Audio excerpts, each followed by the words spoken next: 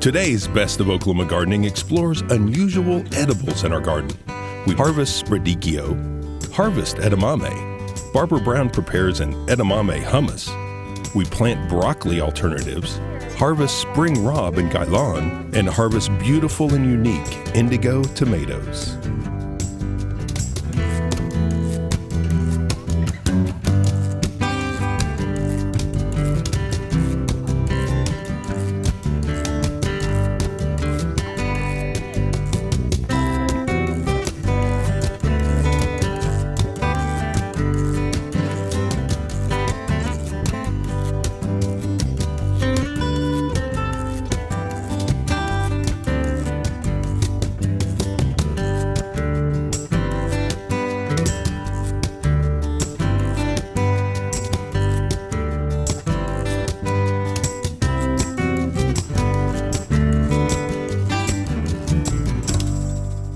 Oklahoma Gardening is a production of the Oklahoma Cooperative Extension Service as part of the land grant mission of the Division of Agricultural Sciences and Natural Resources at Oklahoma State University, dedicated to improving the quality of life of the citizens of Oklahoma through research-based information. Underwriting assistance is provided by TLC, Oklahoma's leading garden center, Southwood Landscape and Nursery, Tulsa's source for great gardens, and the Oklahoma Department of Agriculture, Food, and Forestry, helping to keep Oklahoma green and growing.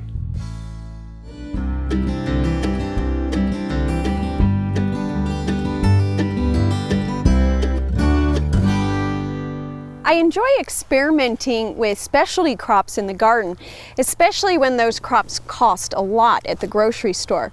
So this year we've been growing raddichio. This is in the chicory genus, a plant group that includes endive, escarole, and even the chicory that's used as a coffee substitute. But raddichio is widely used in Europe, especially Italy, where it's eaten raw or grilled or roasted. The beautiful heads, they'll turn red as they mature. They look great in salads or pastas. Now, to produce these, we grow nice fall crops starting September 1st. We seeded these and grew them beneath a row cover to keep grasshoppers and other late summer pests out, which worked very well. And we have it in a little intercropping system. The raddichio takes anywhere from 65 to maybe 85 days to mature. It really depends on what variety you're growing, but there's a few cues you can look for that tell you the head's ready to harvest. Now, if you compare this plant to the one over here, you can see we're starting to take on more red coloration. As the plant matures, the head is going to turn red with white veining, so they'll lose the green. If we harvest it in the green state, it's going to be exceptionally bitter. The plant already has a bit of a bitter flavor as it is, very distinct flavor. So we want to look for the head to get round, also more firm. Right now it's still very loose. It's going to firm up and take on that red coloration. And then we can harvest it by coming down below and cutting underneath the head the same way we would head lettuce or cabbage. Now, interestingly, depending on what our winter does, we might be able to get a second crop out of this plant. So what we would want to do is leave the remaining plant in place, give it a bit of protection over the winter, and if we have a mild winter, with good luck, we will get a second head produced on this plant in the springtime. Certainly not a harm leaving the plant there and just giving it a try. Raddichio is a unique crop with a very distinctive flavor. It pairs well with either sweet or salty foods to cut that bite. Look for it at your local farmer's market or grocery store and try something new on the dinner table.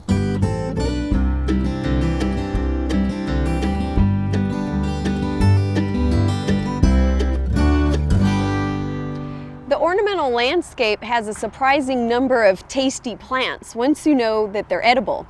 Today I'll look at a variety of foliage plants, and you only need to follow the deer around to know that hosta is a tasty treat. Now with hostas, we want to harvest the leaves, as they're emerging from the ground and they're still kind of tightly furrowed, dig down around the plant and cut it as low to the ground as you can. With a large plant, I would harvest around the perimeter of the plant to protect the overall appearance. Because this variety, this is Patriot, they're fairly small, I'll go ahead and harvest a few shoots from several plants so that I'm not impacting the size or the appearance of any individual plant.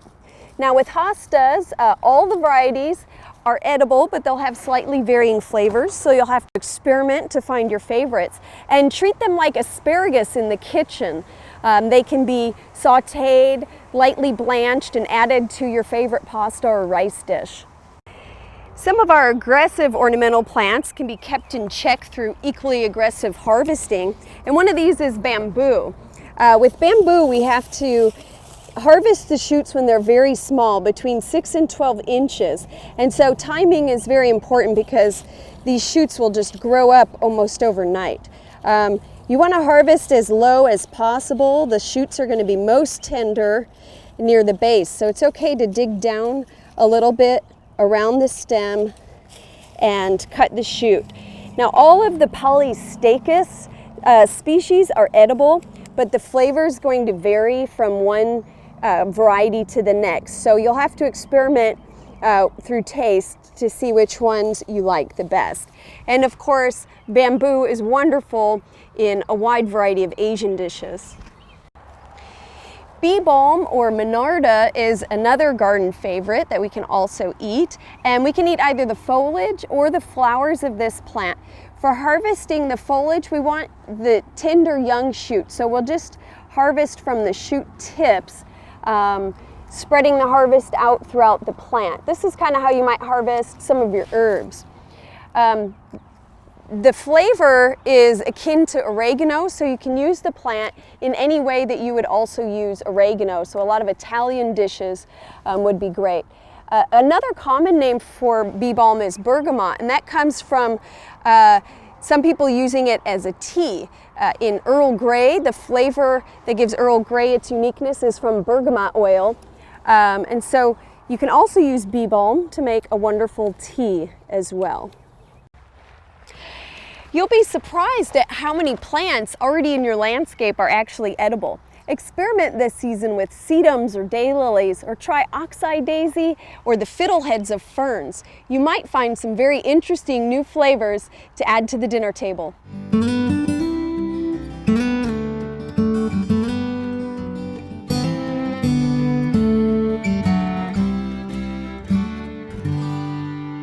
The edamame in our vegetable garden is ready for harvest. Now edamame is essentially a green soybean. It's harvested when the seeds are slightly immature as compared to soybeans that are harvested for production. In that case, the seeds are actually allowed to dry on the plant before they're harvested. But for fresh eating, we want to harvest green, slightly immature pods. So what we look for is the pod to start to fill out and yet still has a nice green color like we have here.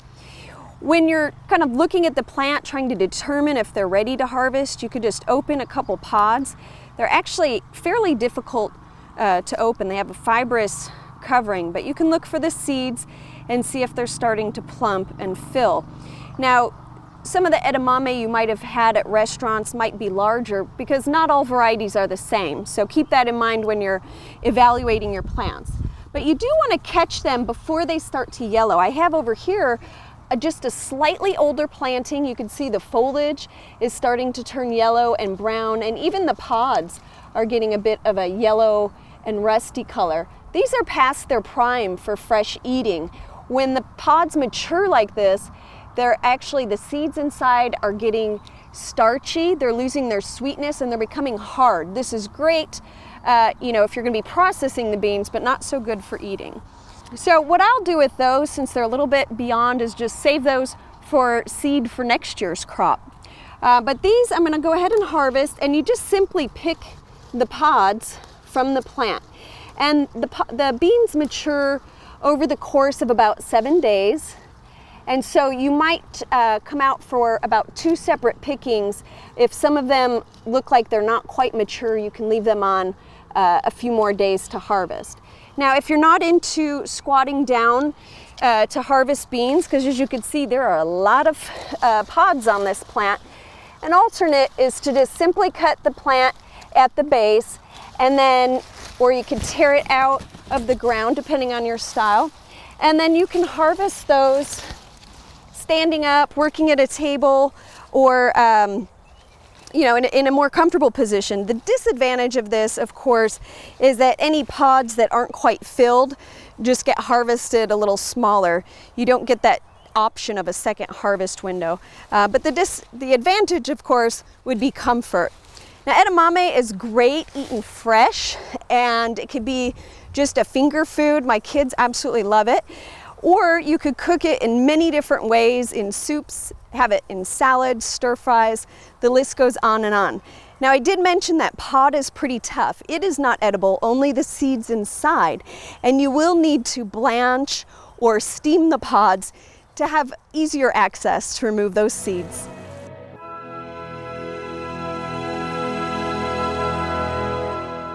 Today I'm going to do edamame hummus. Now, a lot of you have probably made hummus, or you've enjoyed hummus, and it's usually made with garbanzo beans or chickpeas.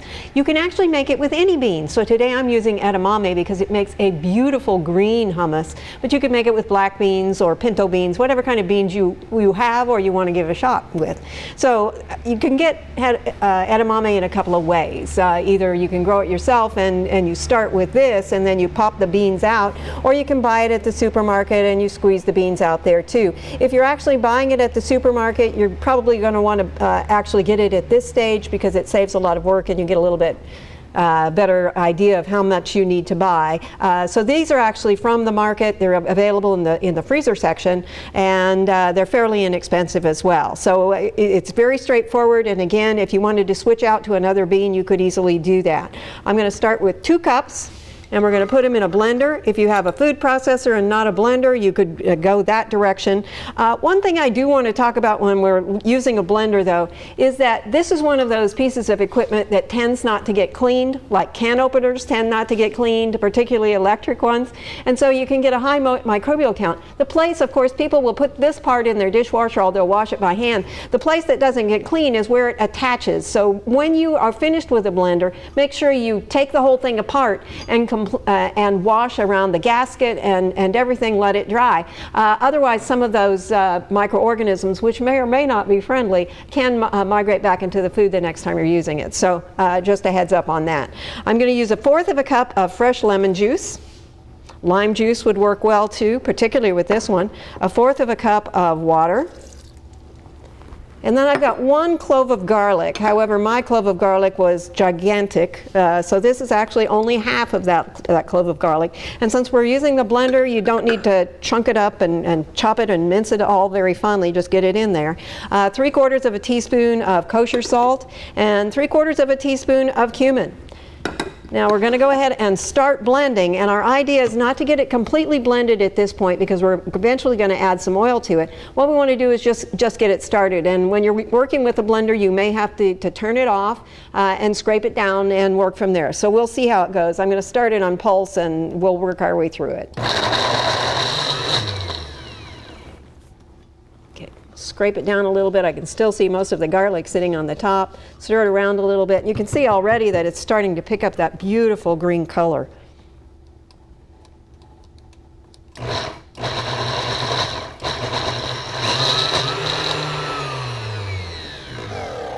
And as I said, just keep turning it on and off and working your way through. If you've got the food processor, it may go a little faster for you. Just take your time.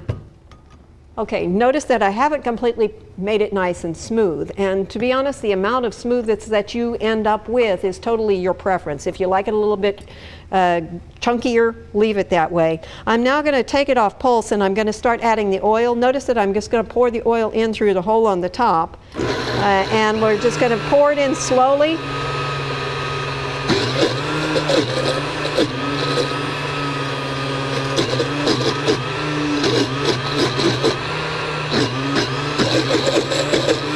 Try not to let your blender go too long where you can hear that it's not actually catching the food because you're going to heat the motor up too much. I think this is about the way I would like it. I've got some already served up here. I'll pull some out here so you can see that it's about the same consistency. Nicely ground, but not completely to a pulp. I like mine with a little bit more texture to it. So again, it's up to you on how fine you want to do it. That was a half of a cup of olive oil that I added to it. You could use canola oil, you could use extra virgin oil, you could use just a regular olive oil, depending on how strongly you want that flavor to pull out. But with the cumin and the garlic and the oil, you're going to be really happy with the flavor combination that you end up with. This is what you have here. Now I'm serving this one with, because it's such a beautiful color, I'm using colored peppers as the outring around that. It also gives you a lot more nutrition because we've got the fat that's coming in here. We've got a lot of protein, but we've also got a lot of fat. Serving it on something that's going to be really low fat and high nutrition is going to balance out that dish for you so that you end up with something that's very healthy and very nutritious. I think kids would like this in their school lunch. You might want to consider taking it in your lunch, or if you've got any parties coming up, it's a good place for it too. Also, every day is a good time for it. I hope you'll try it. It's Edamame Hummus for Oklahoma Gardening. I'm Barbara Brown.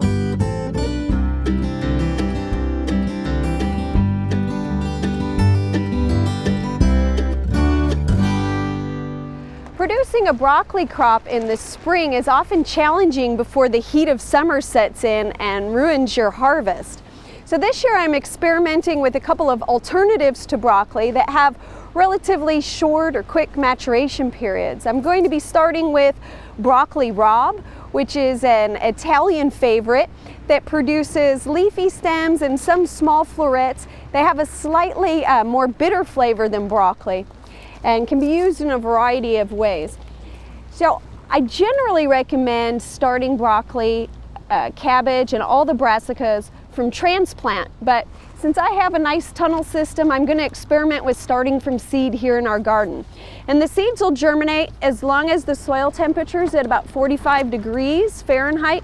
So use a soil thermometer to check the temperatures. Right now my soils are close to 60 because we've had it under plastic. The Raab is set in rows. We're going to grow them at about 6-inch spacing. So I'm going to start with my rows about 6 inches apart, and I'm just using a tool to dig a very shallow trench. And then I'm going to put the seeds in that trench and cover it with soil. Now I'm going to go ahead and set my seeds a little bit closer than 6 inches at about 2-inch centers, and I'll thin later just to ensure that I get a good stand of Raab. The seeds are fairly small, so exact spacing in the row is going to be a bit of a challenge anyway. But I'm striving for about 2-inch spacing, and then I'll come back and thin after my plants emerge so that I can thin those out to about 6 inches between the plants, and that'll just give them plenty of room to produce. So we'll continue to sow the seeds in the rows. And then when I'm done, I want to cover them, but not too deep. They're pretty small seeds.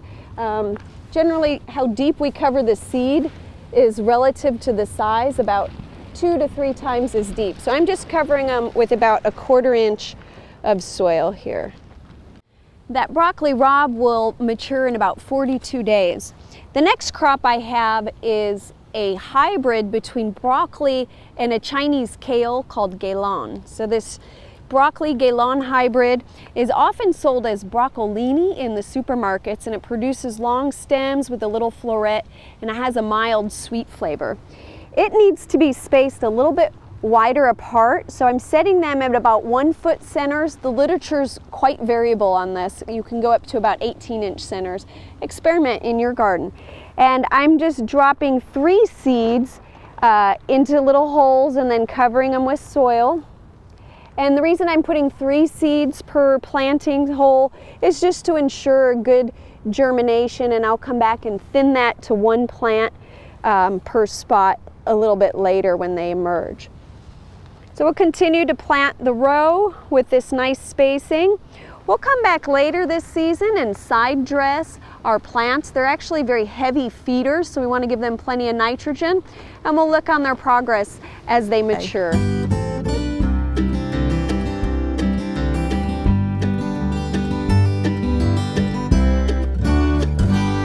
planted a variety of broccoli related crops in our garden, including 2 different varieties of Raab.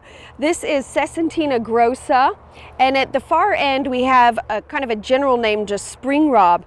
And you can see here I've actually let the plant go to flower. It's a little bit ahead of the other variety, the spring Raab, maybe a week or 2. And that's a good thing for us because that tells us we can grow multiple varieties and spread the harvest season out a little bit longer. So ideally these would be harvested already before those flower buds open. Now in between we have a hybrid crop. This is called broccoli gailon. It's a hybrid between broccoli and a Chinese cabbage.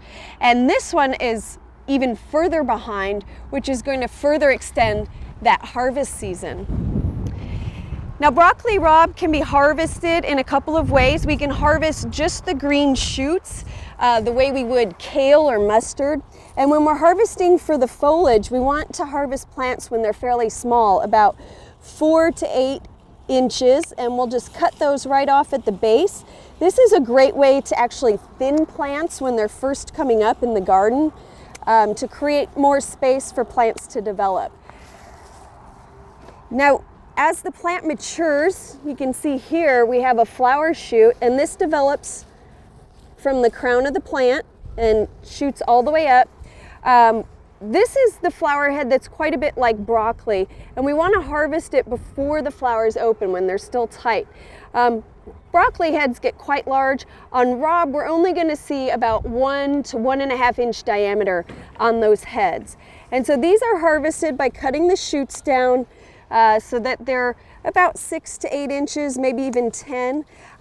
There's a little bud down in there. That's going to grow another side shoot. So I'm leaving some of the stems behind, and we'll see some new plants develop and mature into fresh shoots, again, extending that harvest season. Now generally we'll see Raab sold in bundles like this, with mostly leaves and a little bit of flower heads. Our gailon is a little bit behind, but you can see here we do have some flowers starting to develop, and these will develop into shoots very similar to the Raab, and we can cut individual shoots in the same way. And once we cut those, the laterals will send out additional shoots, again extending that harvest. I feel like this has been very successful. Sometimes it's a struggle to get a head broccoli to produce in a spring planting before the heat sets in and it bolts. So this has been a great alternative. Both of these crops, it's important to recognize they have a fairly short shelf life, so you want to use them fairly quickly. They'll store longer if they're dry, so wait to wash them until you're ready to use them.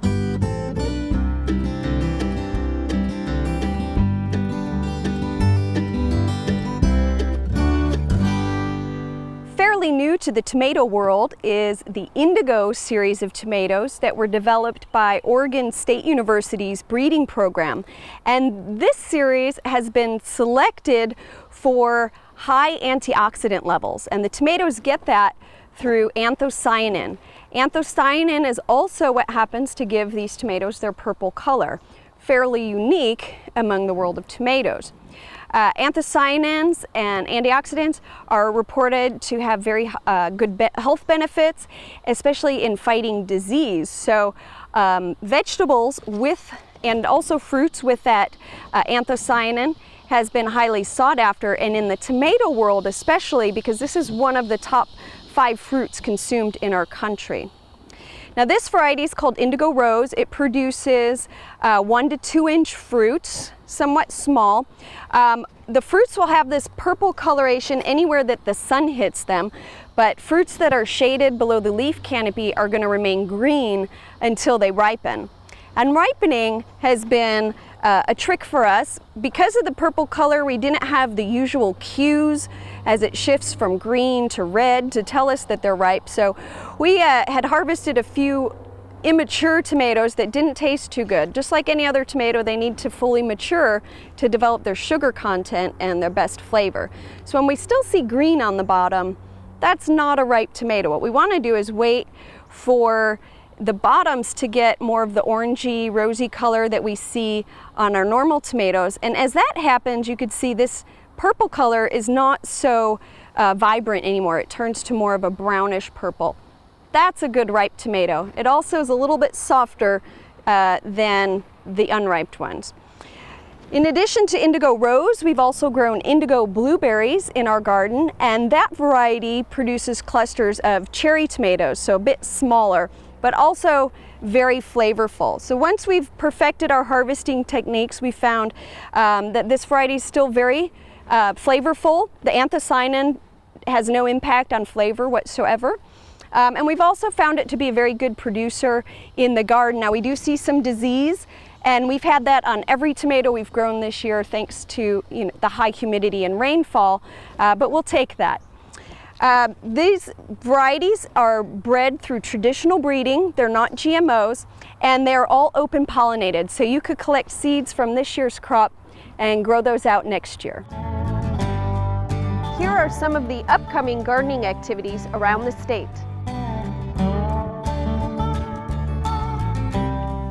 Next week on the Best of Oklahoma Gardening, we'll explore creative solutions for our gardens and landscapes. We'll manage rainwater with a dry creek bed, find out how a commercial cut flower grower utilizes integrated pest management.